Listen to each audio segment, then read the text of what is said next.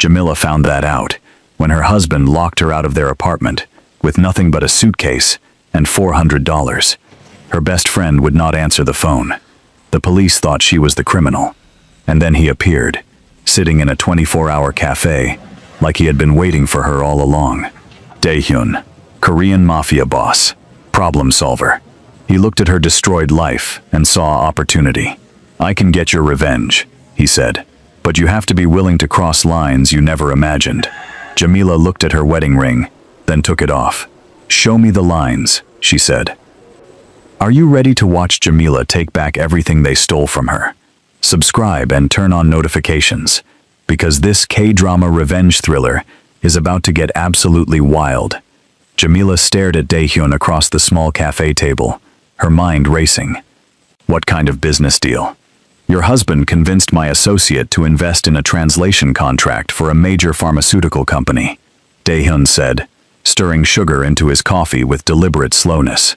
$300,000 up front for a 6-month project. The exact amount that had disappeared from her accounts. "That's my money." "I know." His voice was calm, almost gentle. "My associate gave the money to your husband yesterday, believing it would go directly to your company for the translation work." Jamila's hands started shaking. "Yesterday? But the bank records show those withdrawals happened weeks ago. Which means your husband has been planning this for much longer than you realized." Dae-hyun leaned forward. "He's been setting up multiple investors, collecting money for contracts that your company was never going to fulfill." The room spun around her. It wasn't just embezzlement. It was an elaborate fraud scheme using her business as a front. "How many investors?" "7. That I know of. Probably more. 7. The number hit her like a physical blow. This wasn't about their marriage, or even So Young's betrayal. This was about destroying her completely, while making millions in the process. "Why are you telling me this?" she asked. "Because I don't like being lied to," Dae-hyun said. "And because I think you and I can help each other." "Help each other how?" "You want your life back. I want my money back. Your husband has both." There was something in his tone that made Jamila study his face more carefully. He looked like any other businessman you might see in Gangnam, but there was an edge to him that suggested he wasn't just another corporate executive. "What exactly do you do for work?" she asked. "I solve problems for people who can't solve them through normal channels." "That's not really an answer." Dae-hyun smiled, and it transformed his entire face. "Let's just say I'm very good at getting people to return things that don't belong to them." A shiver ran down Jamila's spine, but it wasn't entirely from fear. There was something magnetic about his confidence. The way he spoke, like every problem had a solution, if you just knew the right approach. "I can't afford to pay you," she said honestly. "I'm not asking for money. I'm asking for partnership." "What kind of partnership?" "You know your husband's habits, his friends, his weaknesses. You understand how your business operates, and where he might have hidden additional evidence." Dae-hyun's eyes never left her face. "I know how to make people nervous enough to make mistakes." Before Jamila could respond, her phone buzzed. A text from an unknown number. "Stop digging, or things will get much worse for you." She showed the message to Dae-hyun, whose expression darkened. "They know you're investigating," he said quietly. "How is that possible?" "I only talked to the police this morning. Your husband is smarter than you gave him credit for. He's probably been monitoring your phone, your computer, maybe even your movements." The violation felt like being punched in the stomach. For how long? Months, probably. Long enough to stay ahead of any suspicions you might have had. Jamila's phone buzzed again. This time it was a call from So Young. "Don't answer it," Dae-hyun said sharply. "Why not?" "Because they're testing to see where you are, and who you're with. If you answer, they'll know you're not alone." The phone kept ringing, So Young's name flashing on the screen like an accusation. Jamila had answered thousands of calls from her best friend over the years, shared secrets and dreams and stupid jokes that only they understood. Now even her ringtone felt like a threat. What if I don't answer and they get suspicious? They're already suspicious. Now we use that against them. Dae-hyun pulled out his own phone and made a quick call. He spoke in rapid Korean, too fast for Jamila to follow, but she caught a few words that made her nervous. Words like surveillance, and immediately, and everything. "What did you just do?" she asked when he hung up. I called in some favors. By tomorrow morning, we'll know everywhere your husband and So Young have been for the past month. Everyone they've talked to, and every account they've accessed. That's illegal. So is stealing $300,000 and framing an innocent woman for fraud. He had a point, but Jamila still felt like she was standing at the edge of a cliff, about to jump into something she didn't understand. I need to think about this, she said. Of course. But while you're thinking, your husband is probably transferring the money to offshore accounts and preparing to disappear. Dae-hyun stood up and dropped a business card on the table. Call me when you're ready to stop being a victim. He walked away before she could respond, leaving her alone with her cold coffee and the growing certainty that her old life was never coming back. The business card was simple, just his name and a phone number, printed on expensive paper that felt substantial between her fingers. No company name, no job title, nothing to indicate what kind of problem solver he really was. Jamila's phone buzzed with another unknown number. This time she answered. Miss Kim, this is Attorney Lee from Hansung Corporation. We need to schedule a meeting regarding the breach of contract and missing funds. Another investor, another victim of Min Jun's scheme. I understand there may be some confusion about the payments, Jamila said carefully. No confusion, Miss Kim. $300,000 was wired to your company account yesterday for a translation project that was supposed to start today. When we called your office, we were told the company had declared bankruptcy and all contracts were void. Jamila's heart sank. Who told you that? Your business partner, Ms. So Young Park. She was very apologetic about the situation. Of course she was. So Young had probably practiced her concerned voice in the mirror, perfecting the right tone of regretful professionalism. Attorney Lee, I think there's been a misunderstanding. I never authorized any bankruptcy filing, and I never agreed to void our contract. Silence on the other end of the line. Then, Ms. Kim, according to our records, you personally signed the bankruptcy papers yesterday afternoon. Impossible. Yesterday afternoon she'd been at the police station, then confronting Min Jun and So Young at home. Could you fax me copies of those documents? She asked. Certainly. What fax number should I use? Jamila realized she didn't have access to a fax machine anymore. Her office was locked up. Her home office belonged to Min Jun, and she was sitting in a cafe with nothing but a suitcase and a rapidly dwindling phone battery. I'll call you back with a number, she said. After hanging up, Jamila stared at Dae-hyun's business card. He was right about one thing. While she sat here feeling sorry for herself, Min Jun and So Young were actively destroying what was left of her reputation and probably setting up their escape route. She dialed his number. I was wondering when you'd call, Dae-hyun said without preamble. How did you know it was me? Because you're smart enough to realize you can't fight this alone, and proud enough to try anyway. There was something almost admiring in his voice that made Jamila's cheeks warm. What's the first step? She asked. Meet me at the Hyatt lobby in 30 minutes. We're going to get those bankruptcy documents. How? Trust me. The line went dead, leaving Jamila staring at her phone and wondering if she was making the biggest mistake of her life or the smartest decision she'd ever made. The Hyatt lobby was all marble and crystal, the kind of place where Jamila used to meet international clients, back when she had international clients.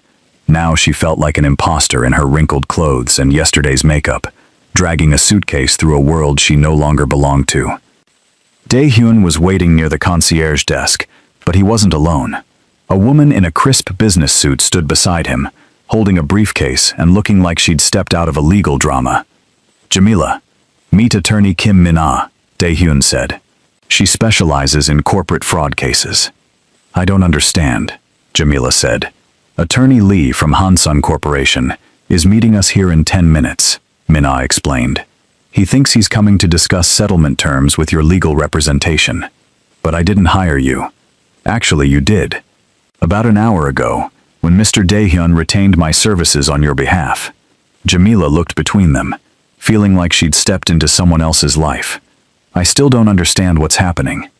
We're about to prove that someone forged your signature on those bankruptcy documents, Dae-hyun said. And then, we're going to find out who's behind the corporate seal that was used to make them official. Corporate seal? Every business in Korea needs an official seal for legal documents, Min Mai explained. Whoever filed those bankruptcy papers had access to your company's seal. That's not something your husband could fake. The implications hit Jamila like a truck. So Young had the seal. I gave it to her when she started helping with the legal paperwork. Which means she's been forging documents for months, maybe longer, Dae-hyun said grimly. Attorney Lee arrived precisely on time, a thin man in his 50s who looked like he'd spent his entire life reading contracts.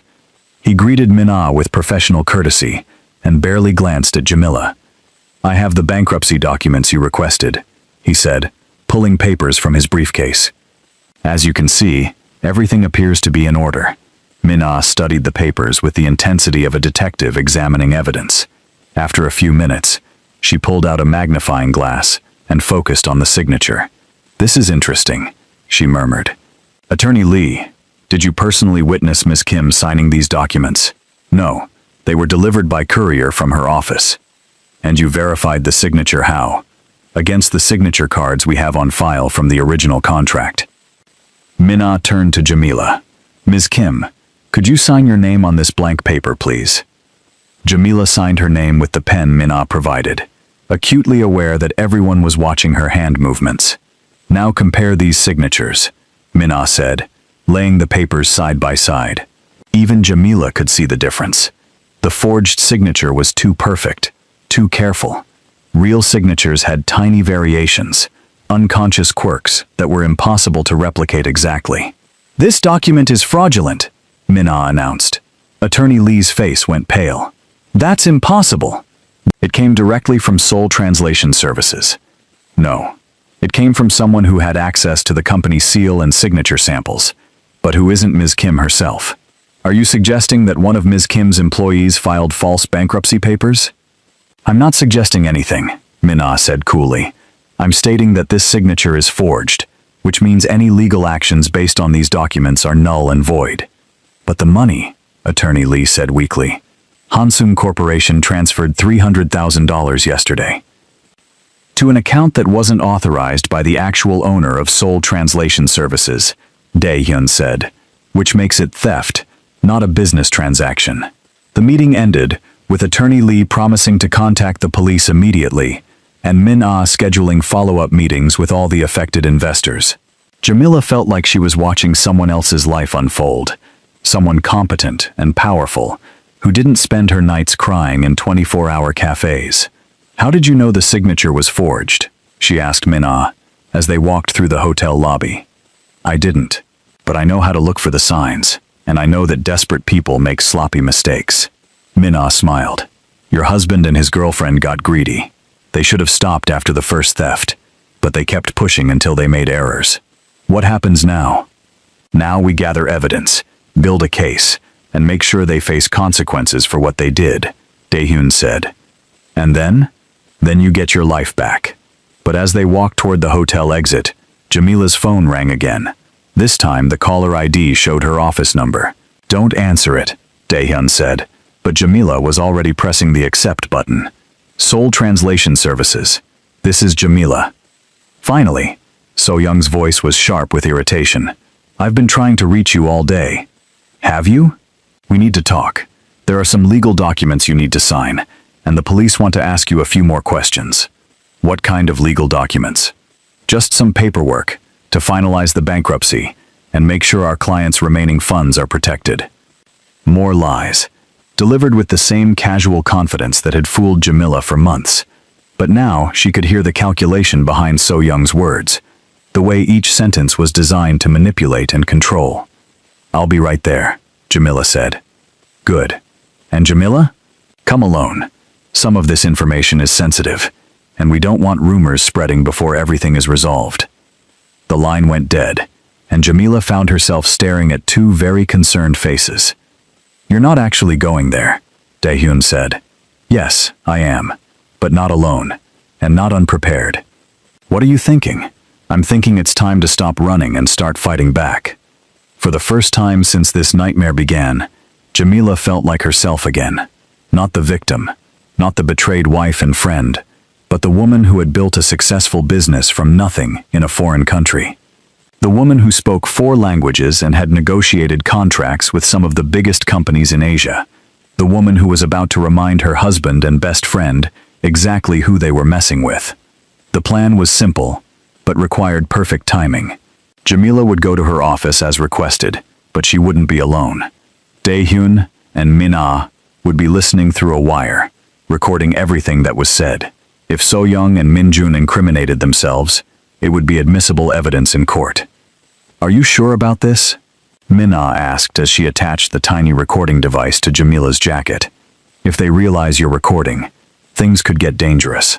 They've already destroyed my business, stolen my money, and ruined my reputation," Jamila said. "What else can they do to me?" "A lot," Dae-hyun said grimly, "which is why I'll be in the building across the street. If anything goes wrong, if you feel threatened at all, just say the word translation, and I'll be there in 30 seconds. The code word felt both reassuring and terrifying. Part of Jamila hoped she wouldn't need it. Another part wondered what exactly Dae-hyun would do if she did. "Remember, your goal is to get them talking," Min-ah coached. "Ask questions about the timeline, about who else is involved, about where the money went. Let them think they're in control. What if they don't say anything incriminating?" "They will," Dae-hyun said with certainty. "Criminals always want to explain how clever they've been. It's their weakness." The Seoul Translation Services office building looked the same as always, a modest 15-story structure in the business district, where she'd signed a 5-year lease just 18 months ago, back when she thought her biggest problem was finding enough qualified translators to handle all the work. The security guard nodded to her as she passed, but his greeting felt different somehow, colder. News traveled fast in buildings like this, and she wondered how many people already knew about the bankruptcy filing. The elevator ride to the 8th floor felt longer than usual. Jamila used the time to center herself, to remember that she wasn't the same woman who had discovered the betrayal yesterday. She was someone who had allies now, someone with a plan. The hallway outside her office was empty, but she could hear voices through the frosted glass door. Min-jun and So-young were already there, probably preparing their next round of lies. Jamila took a deep breath and opened the door. "There she is," So-young said with false brightness. "We were starting to worry." The office looked different with the two of them in it. They'd clearly been going through her files, and several boxes were stacked near the door like they'd been packing up. "What's in the boxes?" Jamila asked. "Just some personal items we thought you might want," Min-jun said, "and some documents that need to be secured during the bankruptcy proceedings." "What documents?" "Client files, contract templates, financial records." So-young was moving around the office like she owned it, touching things that belonged to Jamila with casual familiarity. "Everything needs to be properly cataloged for the court." "I see you've already started without me." "We didn't want to wait too long," Min-jun said. "Some of these documents are time-sensitive." Jamila sat down behind her own desk, noting how both of them remained standing. A power play designed to make her feel like a visitor in her own office. "So what exactly do you need me to sign?" she asked. So-young pulled out a folder thick with papers. "Just some standard forms. Authorization for us to act on behalf of the company during bankruptcy. Release forms for outstanding debts, that sort of thing." "Why would I authorize you to act on behalf of my company?" "Because you're obviously not in the right headspace to handle these things yourself," Min-jun said. "And because So-young has been managing your books anyway, it makes sense for her to continue during the transition."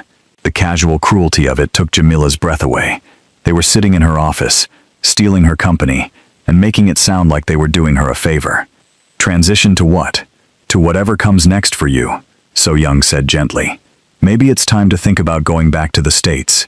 Starting fresh somewhere where people don't know about the financial problems." "You mean where people don't know that I've been accused of embezzlement?" "That too," Min-jun agreed. "It might be easier than trying to rebuild here." They wanted her gone. Not just out of the business, but out of the country entirely. The scope of their planning was breathtaking.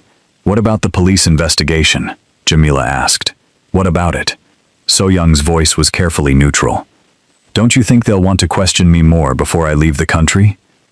"The investigation is mostly a formality at this point," Min-jun said. "The evidence is pretty clear about what happened." "Is it? Because I'm still not sure I understand how money disappeared from accounts only I had access to. You gave So Young access, Min-jun reminded her. Remember? You said you trusted her to help with the finances. I trusted her to help with bookkeeping. I never gave her authorization to make large withdrawals. The bank records show your authorization, So Young said. My forged authorization. The temperature in the room seemed to drop 10 degrees. So Young and Min-jun exchanged a look that lasted a fraction of a second too long. Why would you think the authorization was forged? Min-jun asked carefully. Because I never signed it. And because I've seen the documents. What documents? This was the moment. Jamila could feel the recording device against her chest, like a small, warm secret. The bankruptcy papers you filed yesterday. The signature analysis shows they were forged. So Young's composure cracked just slightly. That's impossible. I watched you sign those papers myself. Really? When? When we... So Young stopped herself, but it was too late. When we what? So Young. When did you watch me sign papers that I never signed? You're confused, Min-jun said quickly. You've been under a lot of stress lately. Maybe you don't remember signing things. But Jamila was watching So Young's face, seeing the panic creep in around the edges of her fake concern. How long have you two been planning this? She asked quietly. Planning what? Min-jun's voice was getting harder. The theft, the frame job, the whole thing. Nobody planned anything, So Young said, but her voice was shaking now. Your business failed because you made bad decisions. We tried to help, but... You tried to help by stealing $300,000? We didn't steal anything, Min-jun said, standing up abruptly. And I think this conversation is over. Actually, I don't think it is. Jamila remained seated, projecting a calm she didn't feel. I think we're just getting to the interesting part. What interesting part? The part where you explain how you managed to fool 7 different investors into thinking I had signed contracts for work my company was never going to do. The number 7 hit them like a physical blow. So Young actually took a step backward, and Min-jun's face went completely white. How did you... So Young started, then stopped herself. How did I what? How did I find out about the other investors? How did I discover the offshore accounts? How did I figure out this has been going on for months? Neither of them answered, but they didn't need to. The truth was written all over their faces. You know what the really brilliant part was? Jamila continued, her voice getting stronger with every word. Making me think I was going crazy. Making me doubt my own memory, my own judgment. That was genius-level manipulation. Stop, Min-jun said. Stop what? Talking about how my own husband convinced me I was paranoid for noticing that money was disappearing. Stop talking about how my best friend volunteered to help with the books so she could steal from me more efficiently. You don't understand the pressure we've been under, So Young said suddenly. The debts, the obligations. We didn't have a choice. We, Jamila asked. So you admit you've been working together? Shut up, Min-jun hissed at So Young. But So Young was falling apart now. Months of lies and stress finally catching up with her. She was going to find out eventually anyway. The business was already failing, and we just what? Jamila pressed. We just accelerated the timeline. The admission hung in the air like a confession. Min-jun looked at So Young with pure fury, realizing she'd just destroyed their carefully constructed cover story. You accelerated the timeline by stealing my client's money and framing me for embezzlement, Jamila said. And then you were going to let me go to prison while you disappeared with millions of dollars. It wasn't supposed to go that far, So Young said weakly. How far was it supposed to go? Just the business. We were just going to take the business and let you think it failed naturally. But then you got greedy, Jamila said. You realized you could make more money by framing me for fraud. The police investigation complicated things, Min-jun said quietly. And there it was. The full confession, recorded and admissible in court. Jamila stood up from her desk, feeling lighter than she had in days. Well, this has been enlightening. Where are you going? So Young asked.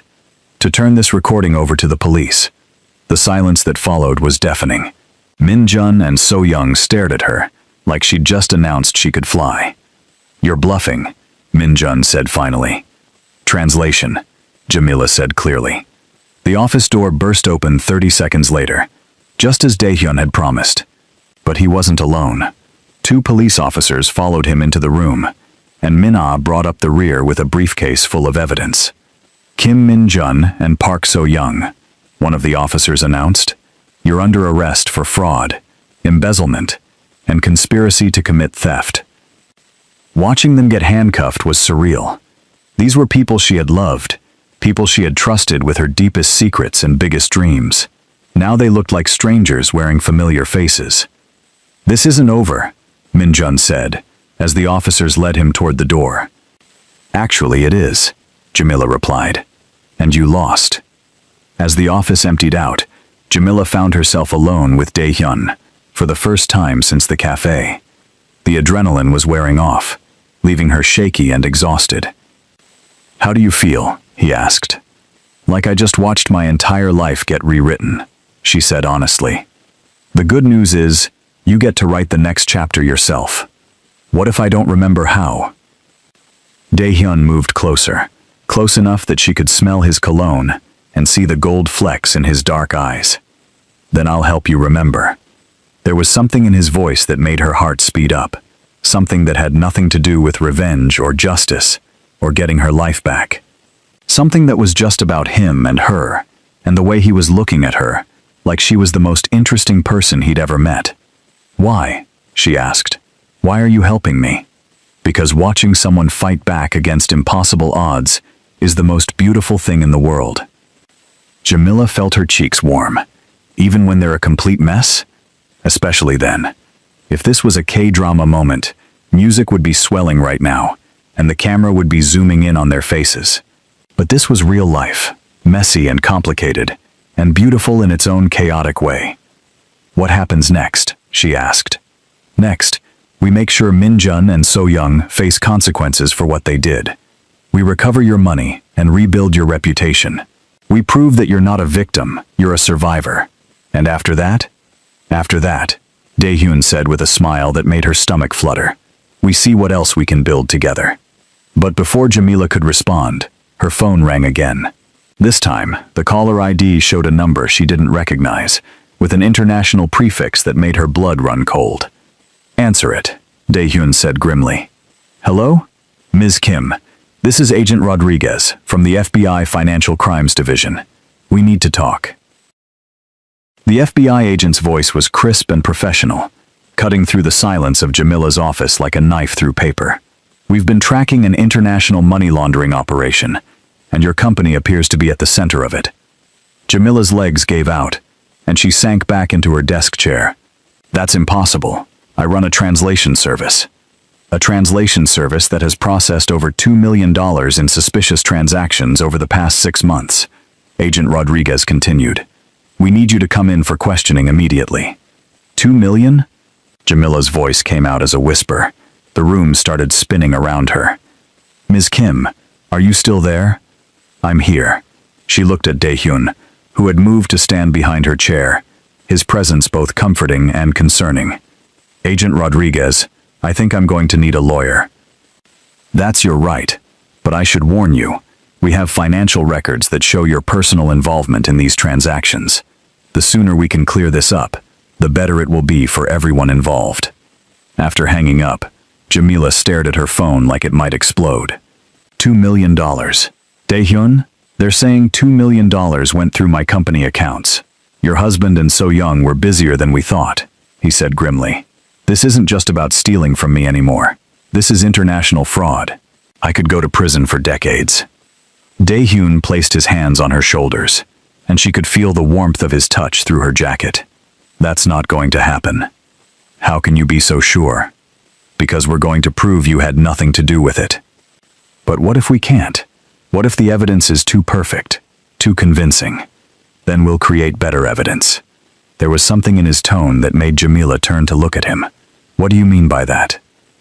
I mean that sometimes the system fails innocent people, and when that happens, you have to work outside the system to find justice. Are you talking about doing something illegal? I'm talking about doing whatever it takes to protect you. The intensity in his voice sent a shiver down her spine. There was clearly more to Daehyun than she'd realized, and she wasn't sure if that should scare her or make her feel safer. Attorney Kim Min-ah burst through the office door, her face flushed from running. I just got a call from the FBI. They want to interview you tomorrow morning. What do I do? Jamila asked. We prepare. Tonight. Min-ah started unpacking her briefcase with military precision. We're going to go through every transaction, every contract, every piece of paper that went through this office for the past year. And we're going to find proof that you were set up. What if there isn't any proof? There's always proof. Criminals think they're smarter than they are, but they always leave traces. As Min-ah spread documents across the desk, Dae-hyun's phone buzzed. He stepped away to take the call, speaking in rapid Korean that Jamila couldn't follow, but she caught enough words to understand that something had gone wrong. What is it? She asked when he returned. Min-jun made bail 2 hours ago. That's impossible. The charges were serious. Someone posted $500,000 bail for him, cash. The implication hit Jamila like a physical blow. He has partners, people we don't know about. It gets worse, Dae-hyun said. So Young was released at the same time. Same bail amount, same anonymous benefactor. They're going to run, Min-ah said without looking up from the financial records. Tonight, probably, before the FBI interview tomorrow. Can we stop them? Not legally. They haven't been convicted of anything yet, and they're not considered flight risks.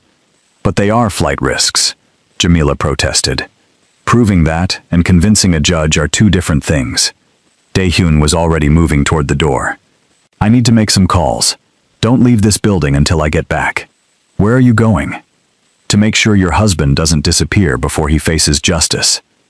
After he left, the office felt smaller and more vulnerable. Jamila helped Min-ah sort through documents, but her mind kept wandering to Dae-hyun and whatever he was planning. There was something dangerous about the way he'd said those last words, something that suggested his methods might not be entirely legal. Tell me about your relationship with Dae-hyun, Min-ah said suddenly. What do you mean? I mean, do you know what he actually does for work? He said he solves problems for people. That's not really an answer. I know, but honestly, I'm not sure I want to know the details right now. Min-ah looked up from the papers. Jamila, I like you. You seem like a good person who got caught up in something terrible, but I need you to understand that accepting help from certain people can come with a price. What kind of price? The kind that changes who you are permanently.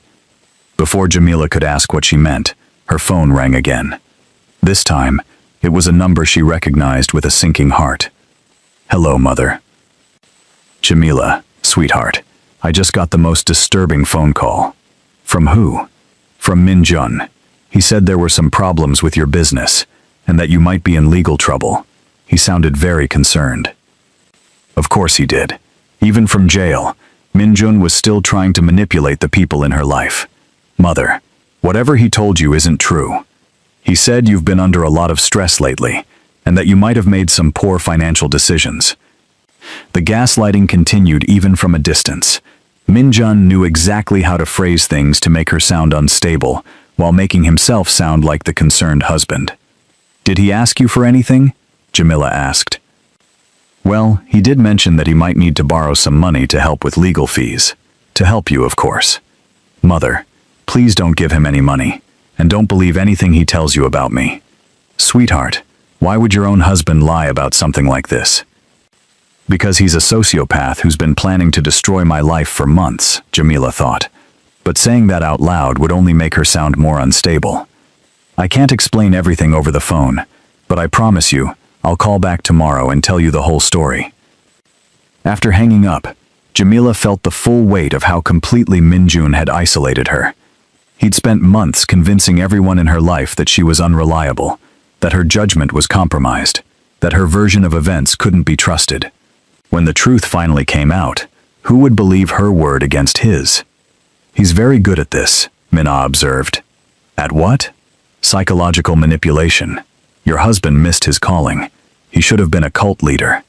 That's not funny. I'm not joking.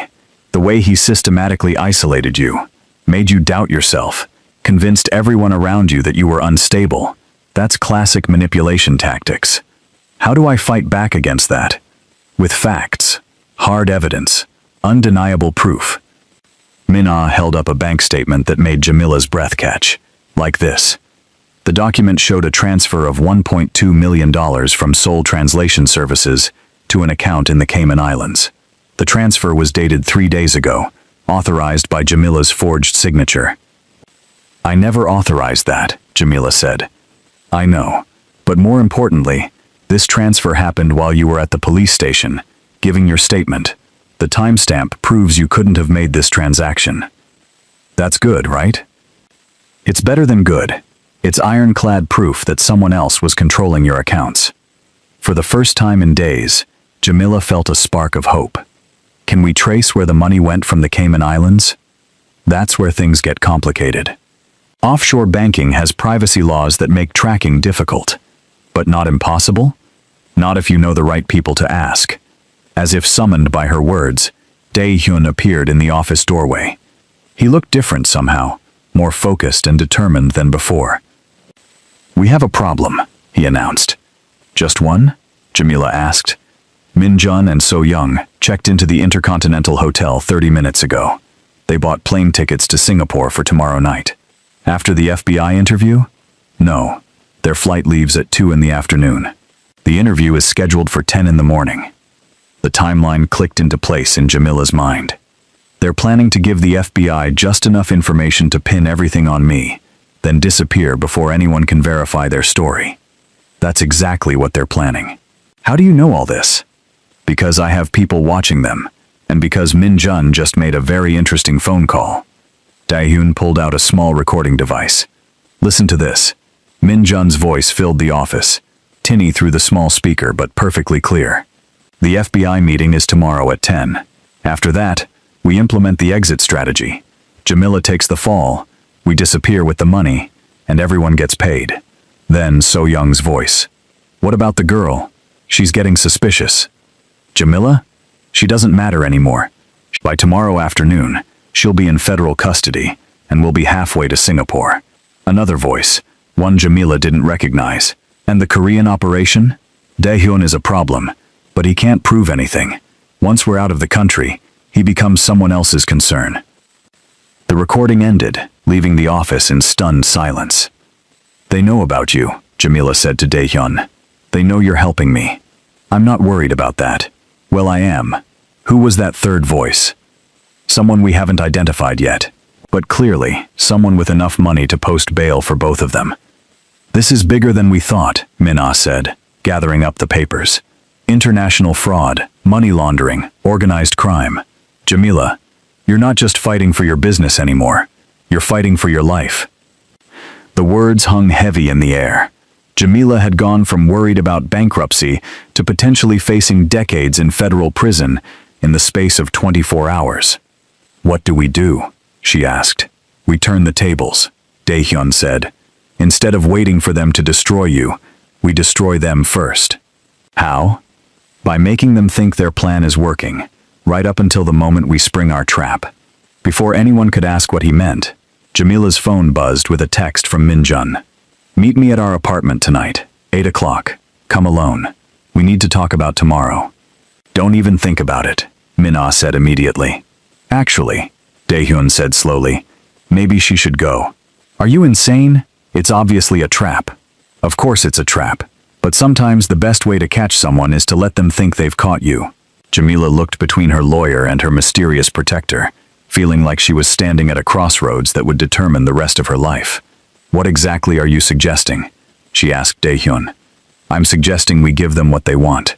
Let them think you're beaten, desperate, ready to confess to crimes you didn't commit. And while they're celebrating their victory, we'll be recording everything they say. That's incredibly dangerous, Minna protested. Everything we're doing now is dangerous, Dae-hyun replied. But this is our chance to get them on tape, admitting to the entire conspiracy. And if something goes wrong, then I'll be there to make sure nothing goes wrong. Guys, I need to pause here for a second, because this story is getting intense, and I'm dying to know what you think is going to happen next. Are you team Jamila and Dae-hyun? Do you think she should trust him completely? Or is there something suspicious about how much he knows?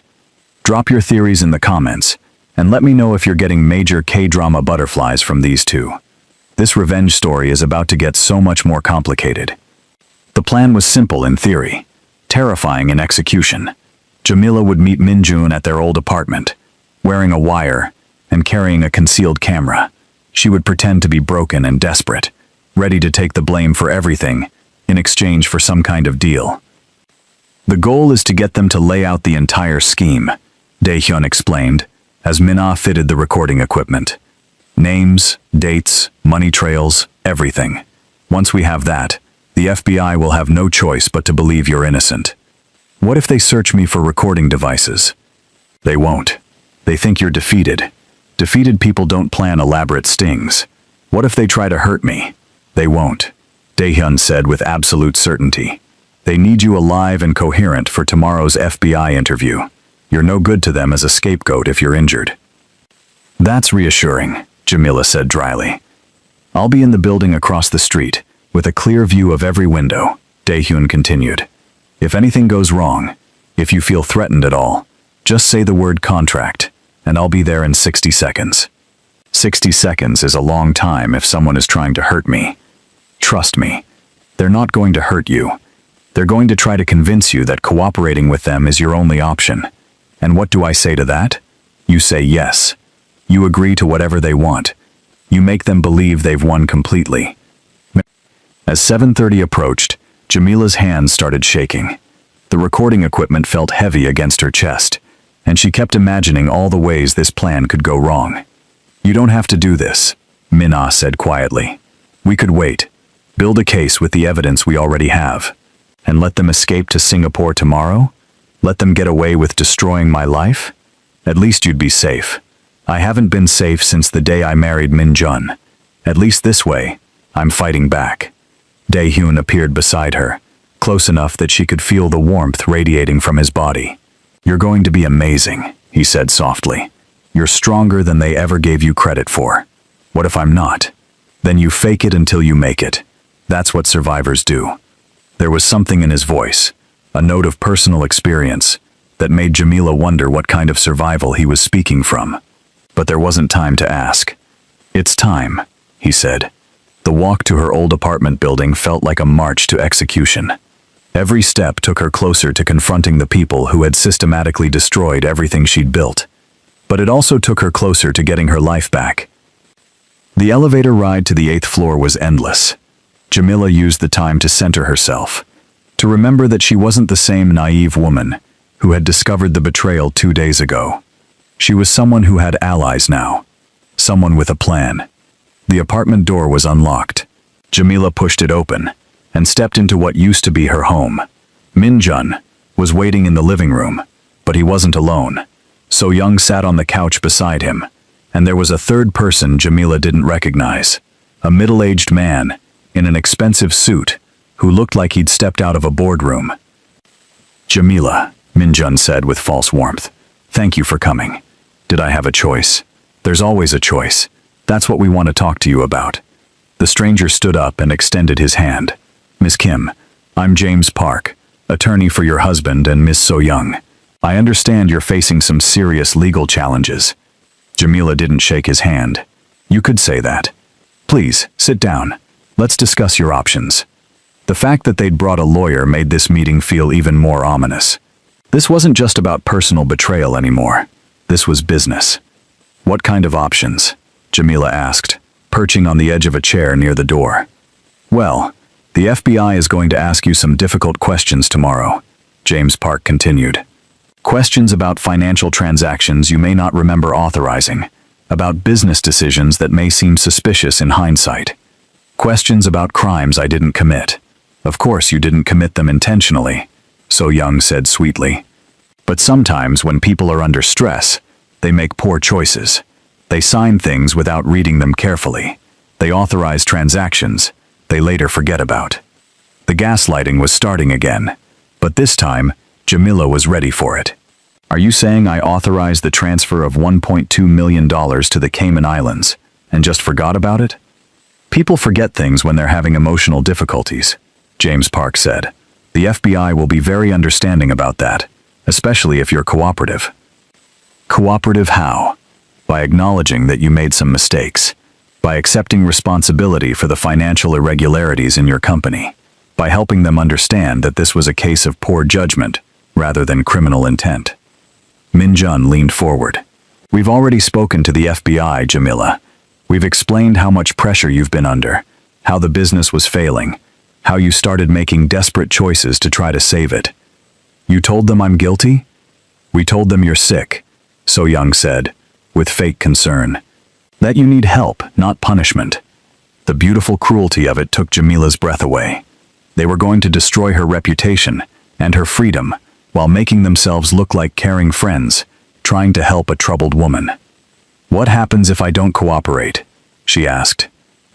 Then the FBI focuses on you as a criminal rather than a victim, James Park explained. Then you face decades in federal prison instead of court-mandated therapy and community service. And what happens to Min-jun and So-young in this scenario? They continue to be witnesses for the prosecution. Credible witnesses who tried to help a friend in crisis. How convenient for them. It could be convenient for you too, if you're smart about this. Jamila looked around the room at the three people who were systematically destroying her life while presenting it as a favor. The recording device against her chest felt like a secret weapon. Tell me exactly what you want me to say to the FBI, she said. Min-jun smiled, and for a moment, she saw a flash of the man she'd thought she married. Just the truth, Jamila. That you made some poor decisions when money got tight. That you authorized some transactions you probably shouldn't have. That you're sorry and you want to make things right. And in exchange, we all move on with our lives. You get the help you need, and eventually this whole nightmare becomes just a bad memory. What about the money? What money?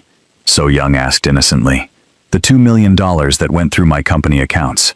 That money was spent trying to save your business, James Park said smoothly. Marketing expenses, equipment purchases, salary advances, all documented business expenses. I never authorized any of those expenses. Your signatures say otherwise. My forged signatures. The temperature in the room dropped noticeably. Min-jun's smile faltered, and So-young's fake concern cracked around the edges. Why would you think your signatures were forged? James Park asked carefully. Because I never signed anything authorizing $2 million in transactions. Memory is a funny thing, Min-jun said. Especially when someone is under the kind of stress you've been experiencing. My memory is fine. Is it? Because you seemed pretty confused about a lot of things over the past few months. The only thing I was confused about was why my husband and best friend were lying to me. So-young stood up abruptly. Maybe this was a mistake. Maybe she's not ready to be reasonable.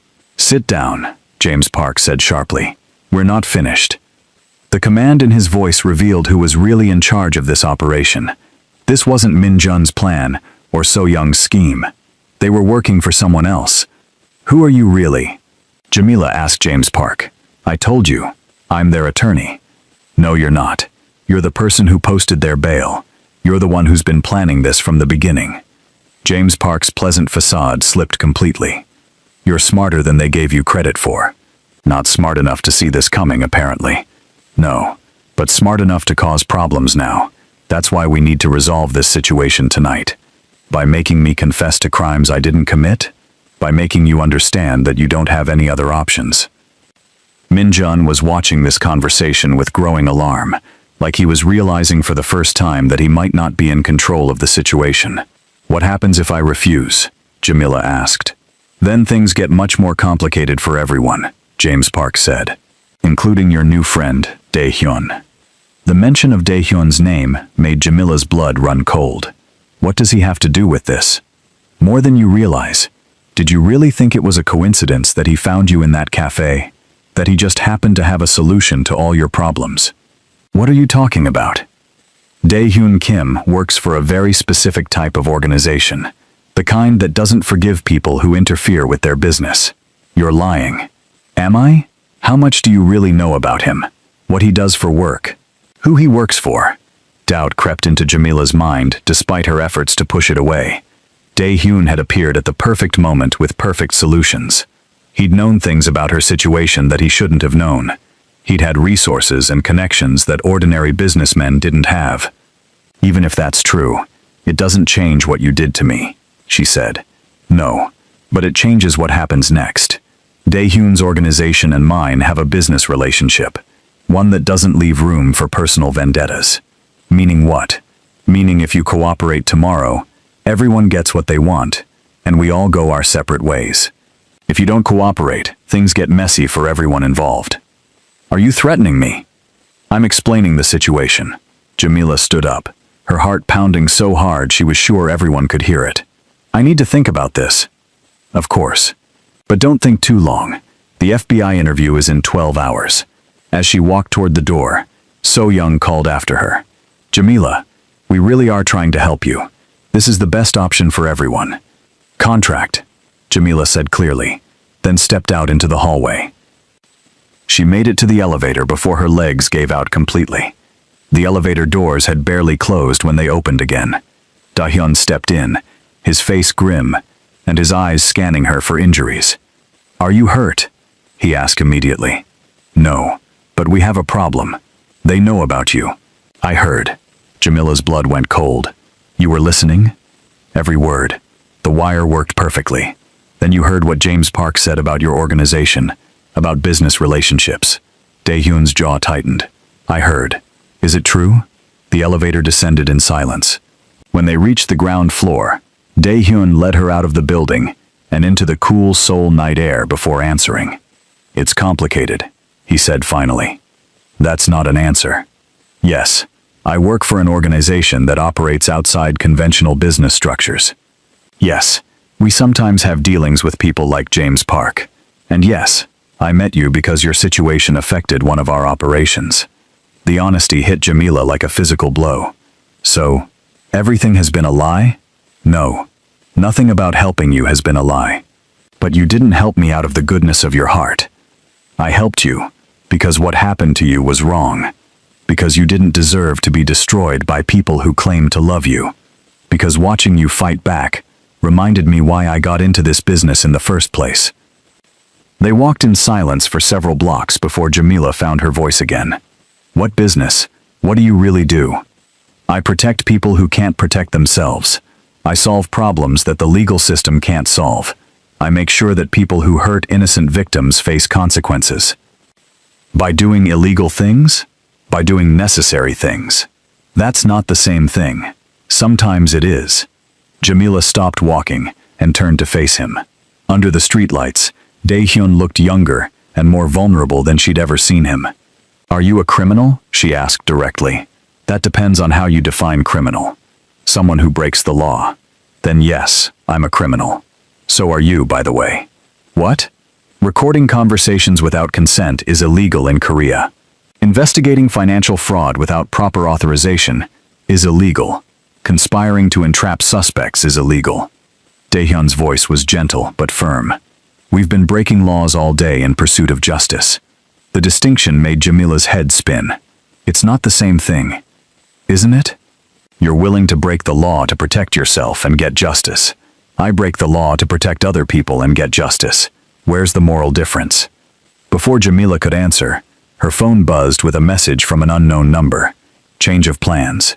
FBI interview moved to tonight. 11 p.m. Federal building downtown. Come alone or face the consequences. That's impossible, Jamila said, showing Daehyun the text. Federal agents don't conduct interviews at 11 p.m. No, they don't, which means this isn't from the FBI. Then who? James Park. He's accelerating his timeline because he knows we recorded tonight's conversation. How could he know that?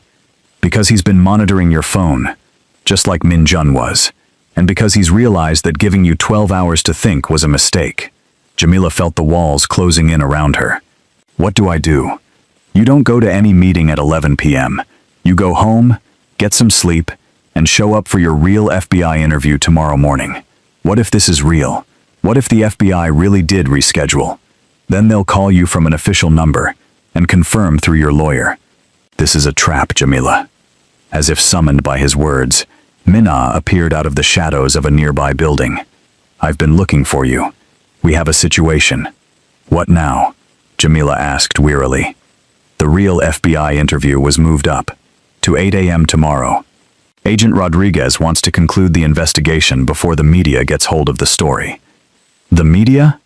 Someone leaked the story to the Korean business press. Seoul Translation Services is going to be front-page news tomorrow morning. Let me guess, Daehyun said grimly. The story makes Jamila look guilty.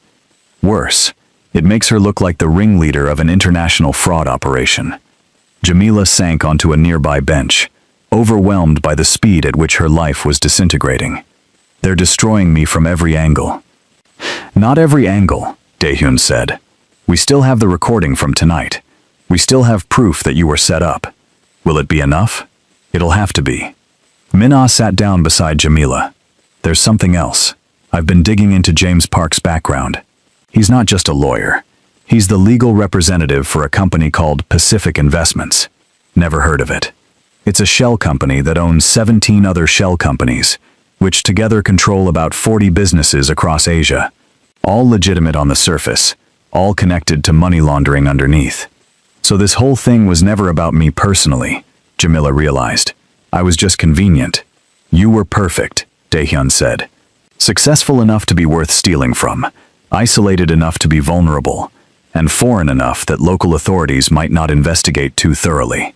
They probably planned to frame you and disappear, but when the FBI got involved, they had to adapt, Min-ah added. So what's the new plan? Simple. You tell the FBI everything. You give them the recording. You let them know about James Park and Pacific Investments. You trust that the truth will be enough. And if it's not? Daehyun and Min-ah exchanged a look that made Jamila nervous. Then we move to Plan B, Daehyun said. What's Plan B? You don't want to know. At 7:30 the next morning, Jamila stood outside the federal building in downtown Seoul, wearing her best suit and carrying a briefcase full of evidence. She felt like she was about to take the most important test of her life. Min-ah waited beside her, projecting confidence that Jamila wished she felt. Remember, stick to the facts. Answer only what they ask. Don't speculate or offer theories. What if they don't believe me? They will. The evidence is overwhelming. What if James Park got to them first? Then we'll deal with that when it happens. Daehyun was nowhere to be seen, but Jamila knew he was watching from somewhere nearby. The knowledge was both comforting and unsettling. Agent Rodriguez turned out to be a sharp-eyed woman in her 40s, who looked like she'd seen every type of financial crime imaginable. She greeted Jamila and Min-ah with professional courtesy and led them to a sterile conference room. Ms. Kim, thank you for coming in. I know this situation is stressful, but we're hoping to resolve it quickly. I appreciate that, Agent Rodriguez. I want to get to the truth as much as you do. Excellent. Let's start with the basics. Can you explain how $2.3 million came to be transferred through your company accounts without your knowledge? 2.3 million. The number had grown again overnight. I can explain how it happened, but first I need to tell you about James Park and Pacific Investments. Agent Rodriguez's pen stopped moving. What about them? For the next hour, Jamila laid out everything. The systematic manipulation by Min-jun and So-young, the forged signatures, the shell companies, the international money laundering scheme. She played the recording from the previous night, watching Agent Rodriguez's expression grow increasingly grim. This is extensive, Agent Rodriguez said finally. If what you're telling me is true, this goes far beyond simple embezzlement. It's true, all of it. The problem is, we need to verify your claims, and some of the people you've named have already given us different information. Jamila's heart sank. What kind of different information? Your husband and Ms. Park came in yesterday evening. They provided documentation showing that you personally authorized all of these transactions. They expressed concern about your mental state and suggested that you might not remember signing certain documents due to stress.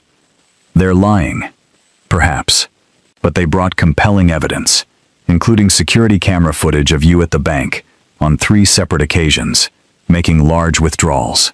That's impossible. I never made any large withdrawals.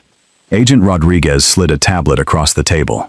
The screen showed grainy security footage of someone who looked exactly like Jamila standing at a bank counter.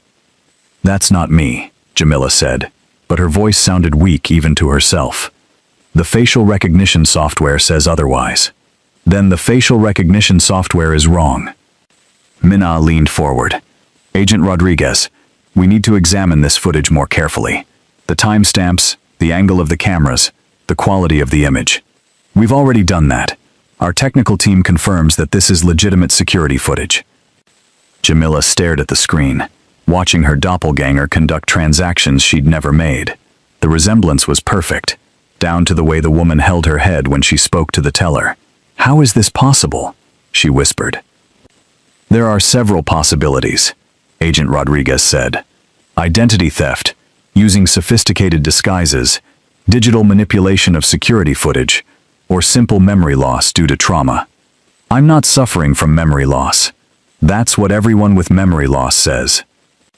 The interview continued for 2 more hours, with Agent Rodriguez asking increasingly pointed questions about Jamila's mental state, her financial pressures, and her relationship with Min Jun.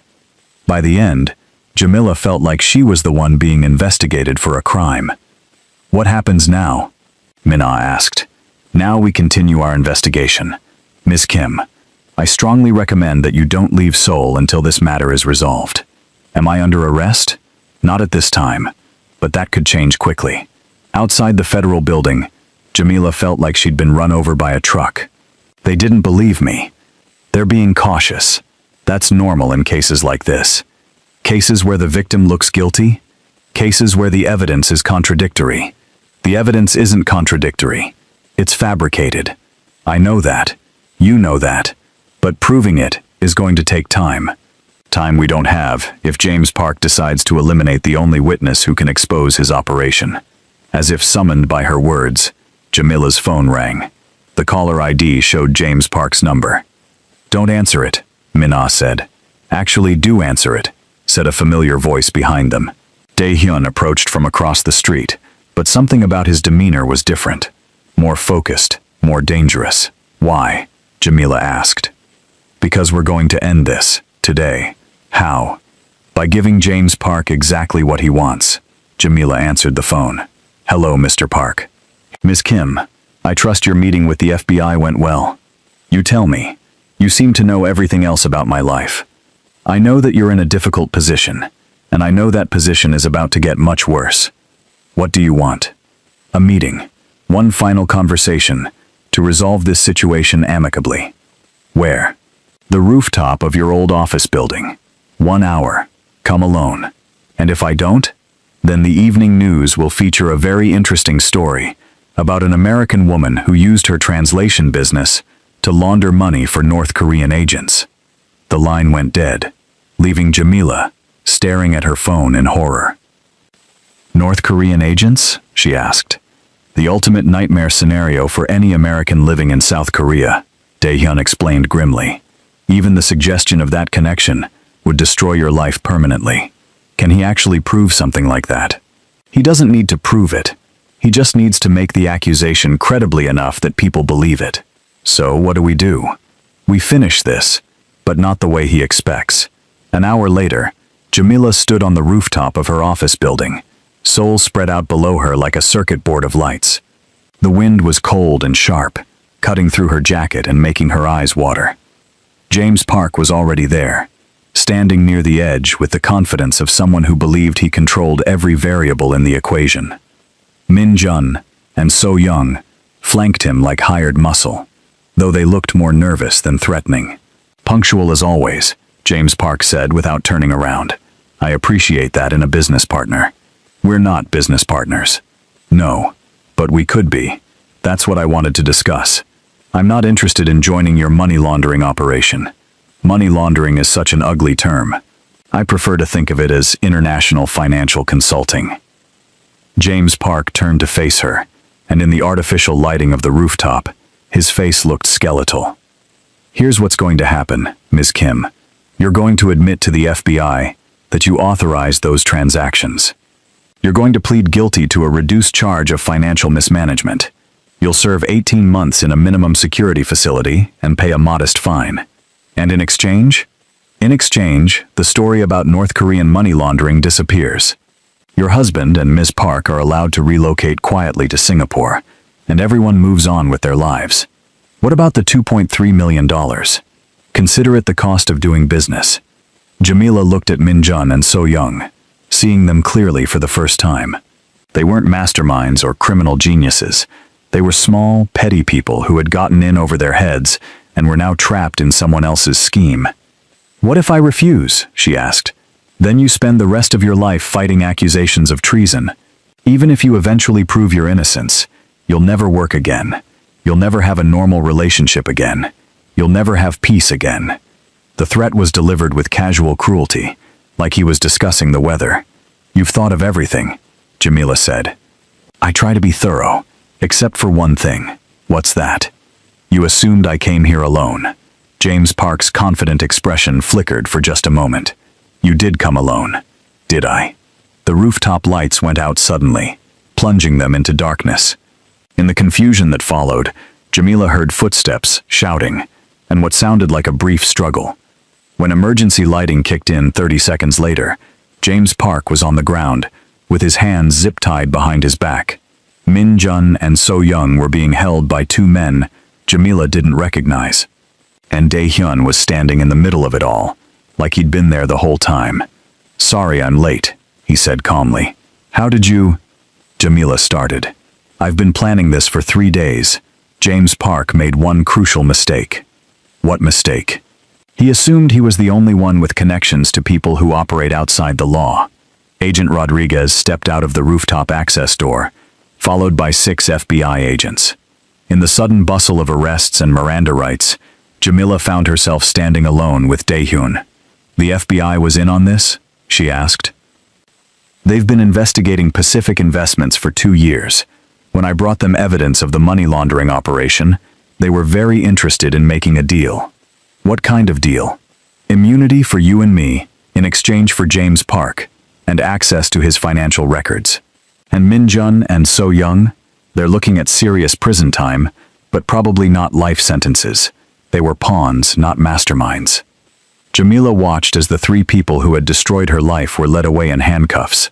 She expected to feel satisfaction, or relief, or vindication. Instead, she just felt tired. "Is it over?" she asked. "The legal part is over. The money will be recovered. Your name will be cleared. Your business can be rebuilt. And the personal part?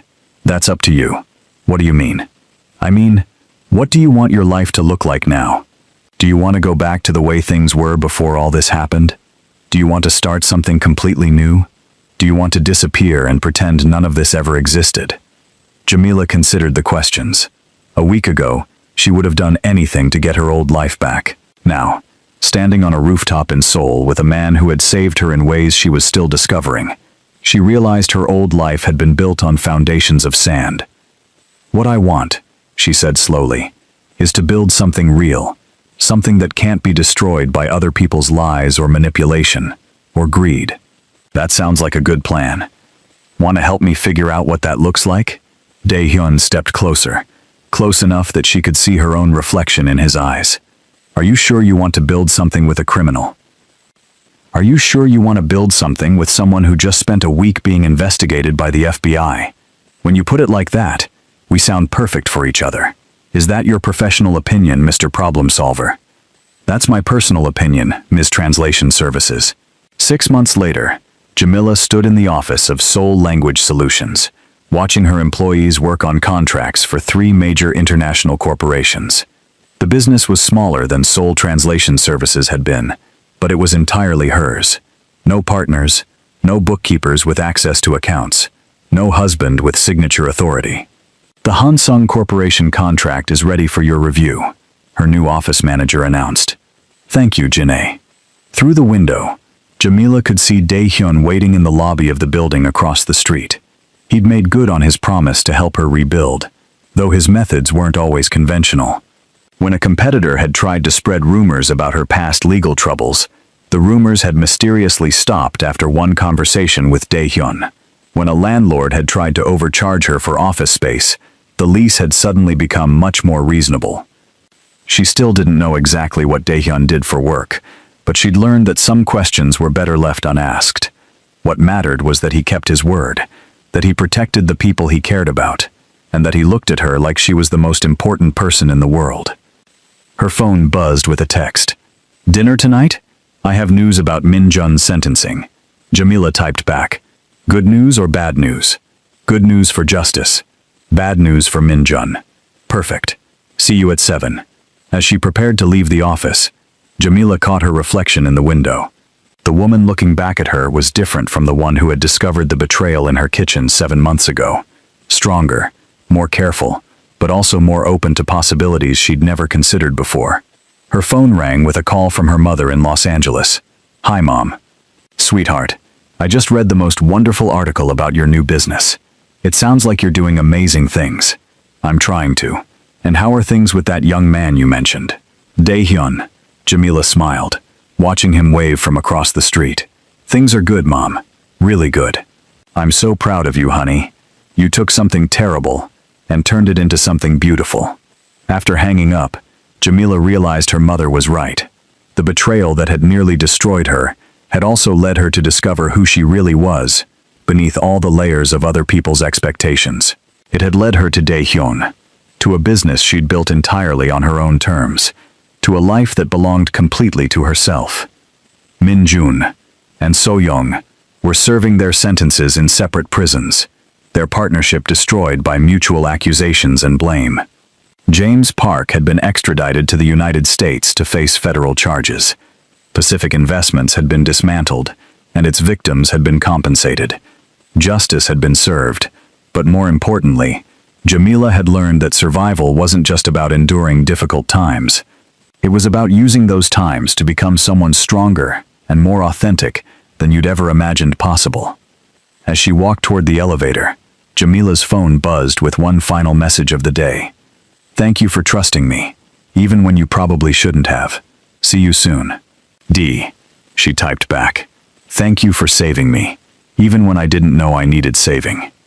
The elevator doors closed, and Jamila descended toward the lobby, toward Dae-hyun, toward whatever came next in this new life she'd built from the ashes of the old one. And for the first time and longer than she could remember, she couldn't wait to see what tomorrow would bring. All right, beautiful people, we've reached the end of Jamila's incredible journey, from betrayal to triumph. If this story gave you all the feels, if you were cheering for her when she finally got her revenge, and if Dae-hyun made your heart skip a beat, I need you to hit that subscribe button right now. Also, drop a comment and let me know what you thought of this wild ride. Should I make more stories like this? What other K-drama revenge plots do you want to see? Your support means everything to me, and I promise, the next story will be even more addictive than this one. Until next time, remember that sometimes the worst betrayals lead to the most beautiful new beginnings.